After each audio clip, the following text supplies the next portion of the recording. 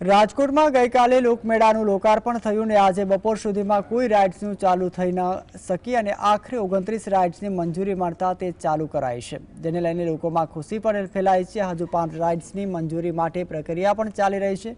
તેના દસ્તાવેજ અપૂરતા હોવાના કારણે બંધ છે, તેને પાછળ પણ લાયસન્સ મળે તેવી સંભાવનાઓ છે। 5 દિવસના લોકમેળામાં આજે બીજો દિવસ છે।